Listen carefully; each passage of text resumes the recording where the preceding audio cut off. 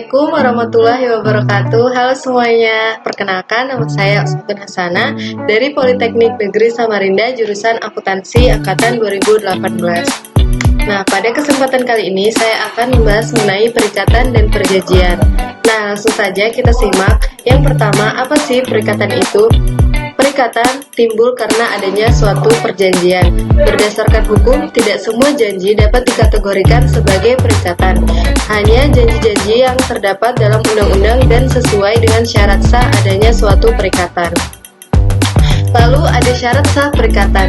Syarat sah perikatan ada dua. Yang pertama ada syarat subjektif dan yang kedua ada syarat objektif. Syarat subjektif terdiri atas dua. Yang pertama ada kata sepakat. Yang kedua cakap, dewasa. Di sini dalam artian berumur 18 tahun ke atas dan sehat akal. Lalu ada syarat objektif. Syarat objektif yang pertama ada hal tertentu. Di sini objeknya harus jelas. Lalu ada sebab atau kausa yang halal. Di sini objeknya harus sesuai dengan undang-undang dan kesusilaan. Jika syarat objektif tidak dipenuhi, maka perikatan batal demi hukum. Lalu ada sumber-sumber perikatan. Nah, di sini sumber-sumber perikatan ada dua. Yang pertama, perikatan yang lahir karena undang-undang dan perikatan yang lahir karena persetujuan. Nah, perikatan yang lahir karena undang-undang karena perbuatan seseorang yang melanggar hukum diatur dalam pasal 1365 KUH Perdata yang menyatakan bahwa tiap perbuatan yang melanggar hukum mewajibkan orang yang melakukan perbuatan itu karena kesalahannya timbul kerugian membayar kerugian tersebut. Lalu yang kedua, perikatan yang lahir karena perjanjian dan persetujuan. Nah, jika suatu perjanjian atau persetujuan tidak memenuhi syarat sah suatu perikatan, maka perjanjian tersebut batal demi hukum. Lalu ada macam-macam perikatan.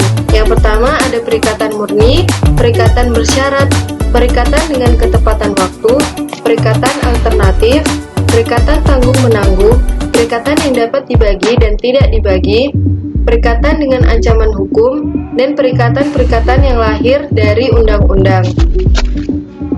Nah, lalu di sini ada pengertian perjanjian. Nah, apa sih perjanjian itu? Secara garis besar, perjanjian adalah suatu peristiwa di mana salah satu pihak berjanji kepada pihak lain untuk melakukan sesuatu hal. Nah, perjanjian ini kemudian akan menimbulkan perikatan di antara kedua belah pihak tersebut. Lalu ada macam-macam perjanjian. Yang pertama ada perjanjian untuk memberikan sesuatu, yang kedua perjanjian untuk berbuat atau mengerjakan sesuatu, dan yang ketiga ada perjanjian untuk tidak melakukan sesuatu. Nah, yang pertama perjanjian untuk memberikan sesuatu. Di sini kedua belah pihak diwajibkan untuk memberikan sesuatu yang dapat berupa benda. Contohnya di sini adalah perjanjian jual beli. Lalu ada perjanjian untuk berbuat atau mengerjakan sesuatu. Di sini perjanjian salah satu pihak diwajibkan untuk mengerjakan suatu pekerjaan atas permintaan pihak lainnya. Lalu yang ketiga, ada perjanjian tidak atau melakukan sesuatu. Nah, di sini perjanjian terjadi jika salah satu pihak berjanji kepada pihak lainnya untuk tidak melakukan sesuatu atas permintaan pihak lain. Nah, lalu ada unsur-unsur perjanjian. Unsur-unsur perjanjian ada tiga. Yang pertama ada esensialia. Esensialia merupakan harga barang yang diperjualbelikan. Lalu yang kedua ada naturalia. Naturalia adalah bagian-bagian dari perjanjian yang ditentukan oleh undang-undang sebagai peraturan yang bersifat mengatur. Yang ketiga ada aksidentalia.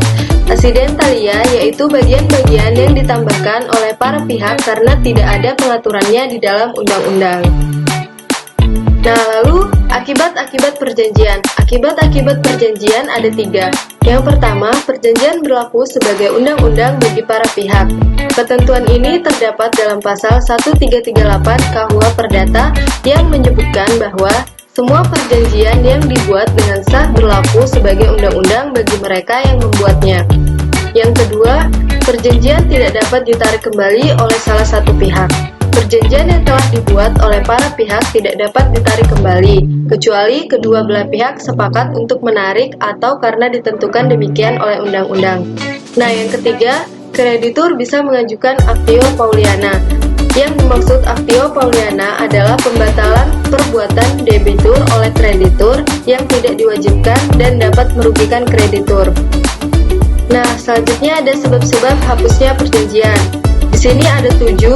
Yang pertama, ditentukan dalam perjanjian oleh kedua belah pihak. Yang kedua, ditentukan oleh undang-undang. Yang ketiga, ditentukan oleh para pihak dan undang-undang. Yang keempat, pernyataan menghentikan perjanjian. Yang kelima, ditentukan oleh putusan hakim. Yang keenam, tujuan perjanjian telah tercapai. Dan yang ketujuh, dengan persetujuan para pihak. Nah, di sini ada perjanjian-perjanjian khusus. Perjanjian-perjanjian khusus ini biasanya memiliki ciri khas atau syarat sah khusus sehingga tidak bisa dimasukkan dalam perjanjian umum lainnya.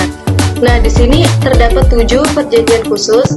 Yang pertama ada perjanjian jual beli, yang kedua ada sewa menyewa, yang ketiga ada sewa beli, yang keempat pinjam meminjam, yang kelima pemberian kuasa, yang keenam penangguhan utang, dan yang ketujuh perjanjian kerja.